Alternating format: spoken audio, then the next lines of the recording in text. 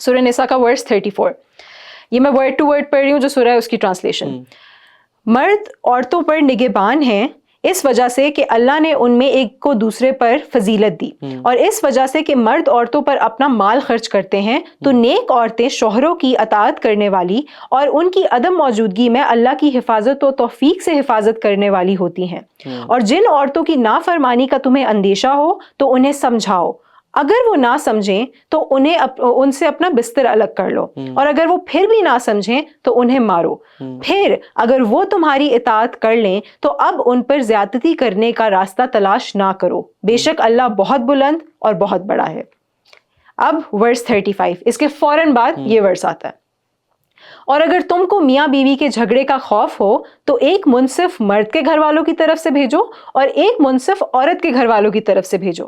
یہ دونوں اگر صلح کرنا چاہیں گے تو اللہ ان کے درمیان اتفاق پیدا کر دے گا، بے شک اللہ خوب جاننے والا اور خبردار ہے. یہ سورہ نساء کی ایگزیکٹ ٹرانسلیشن میں نے پڑھی ہے. ابھی کورٹ نے ان 2 ورسز پہ ریلائی کیا ہے. اب اس کے اندر لیکن جو یہ استعمال کیا گیا ہے کہ مارو، تو یہ کون سا ورڈ ہے یہ عربی کا؟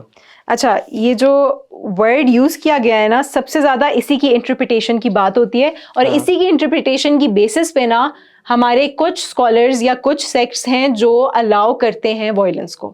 لیکن آپ یاد رکھیں کہ میجورٹی جو ہمارے پاس اسکالرس کا ویو ہے نا، اور یہ میرا ویو نہیں ہے، یہ اسکالرس کا ویو ہے، وہ ڈومیسٹک وائلنس کو الاؤ نہیں کرتے. اب میں آپ کو بتاؤں گی کس طرح. اب سورہ نساء میں جو ورڈ یوز ہوا ہے نا کہ اس کو مارو، عربی کا جو ورڈ ہے نا وہ ہے وَإِدْ رِبُوهُنَّ. یہ ڈیرائیو ہوا ہے فرام دا ورڈ درب. اب درب جو ہے نا ورڈ عربک میں ملٹیپل میننگز ہیں درب کے، ٹھیک ہے، اور اسی ورڈ کی وجہ سے مختلف نکلی ہیں انٹرپریٹیشنز. صحیح ہے. ایک میننگ ہے آپ کا اس کا ٹو اسٹرائک یعنی کہ مارنا، ایک میننگ ہے آپ کا اس کا ٹو سیپریٹ، الگ ہو جاؤ، اور ایک اور میننگ ہے اس کا ٹو لیو، چھوڑ دو. تو ان تینوں کی بیسس پہ نا ڈفرینٹ بنی ہوئی انٹرپریٹیشنز.